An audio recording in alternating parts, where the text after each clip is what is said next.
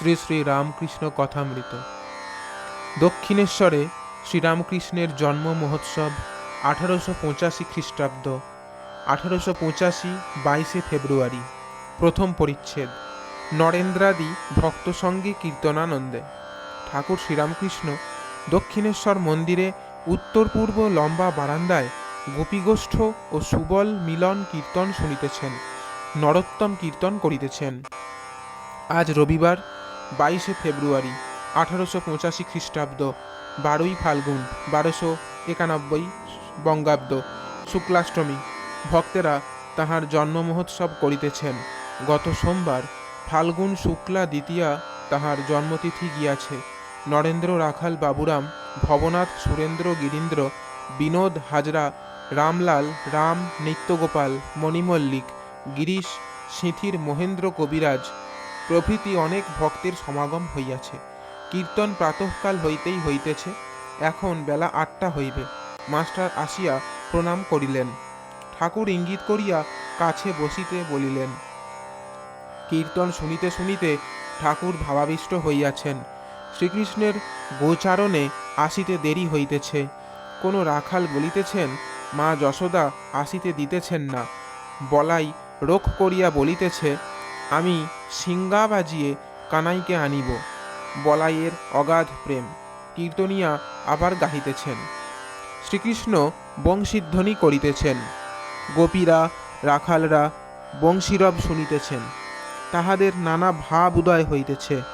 ঠাকুর বসিয়া ভক্ত সঙ্গে কীর্তন শুনিতেছেন। হঠাৎ নরেন্দ্রের দিকে তাহার দৃষ্টিপাত হইল। নরেন্দ্র কাছেই বসিয়াছিলেন।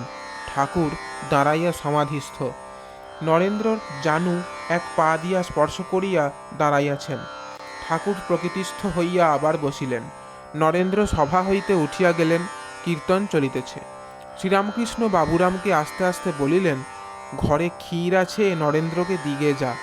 ঠাকুর কি নরেন্দ্রর ভিতর সাক্ষাৎ নারায়ণ দর্শন করিতেছিলেন? কীর্তনান্তে শ্রীরামকৃষ্ণ নিজের ঘরে আসিয়াছেন ও নরেন্দ্রকে আদর করিয়া মিঠাই খাওয়াইতেছেন। গিরিশের বিশ্বাস যে ঈশ্বর শ্রীরামকৃষ্ণ রূপে অবতীর্ণ হইয়াছেন। গিরিশ শ্রীরামকৃষ্ণের প্রতি, আপনার সব কার্য শ্রীকৃষ্ণের মতো।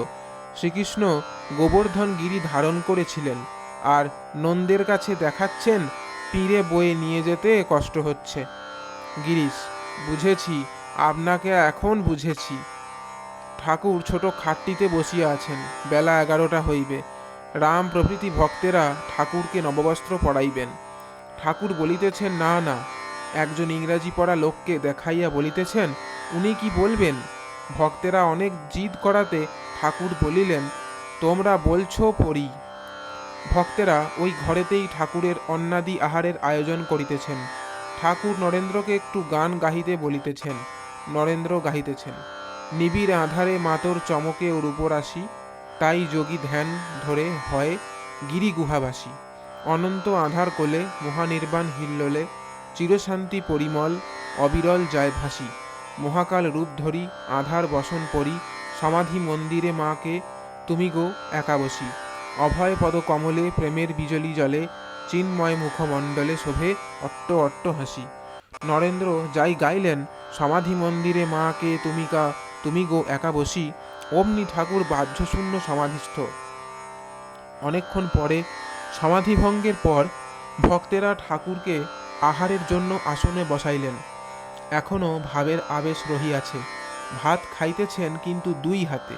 ভবনাথকে বলিতেছেন, তুই দে খাইয়ে। ভাবের আবেশ রহিয়াছে, তাই নিজে খাইতে পারিতেছেন না। ভবনাথ তাহাকে খাওয়াইয়া দিতেছেন।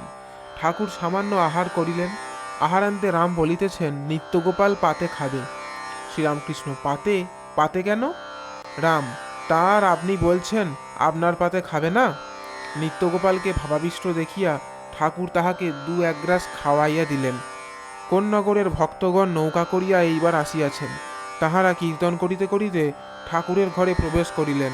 কীর্তনান্তে তাহারা জলযোগ করিতে বাহিরে গেলেন। নরোত্তম কীর্তনিয়া ঠাকুরের ঘরে বসিয়া আছেন।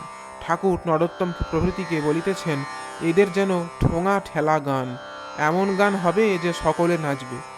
এই সব গান গাইতে হয়। নদে টলমল টলমল করে গৌর প্রেমের হিল্লোল রে। নরোত্তমের প্রতি বলিতেছেন। ওর সঙ্গে এইটা বলতে হয়, যাদের হরি বলতে নয়ন ঝরে তারা দুভাই এসেছে রে, যারা মার খেয়ে প্রেম যাচে তারা দুভাই এসেছে রে, যারা আপনি কেঁদে জগৎ কাঁদায় তারা দুভাই এসেছে রে, যারা আপনি মেতে জগৎ মাতায় তারা দুভাই এসেছে রে, যারা আচণ্ডালে কোল দেয় তারা দুভাই এসেছে রে।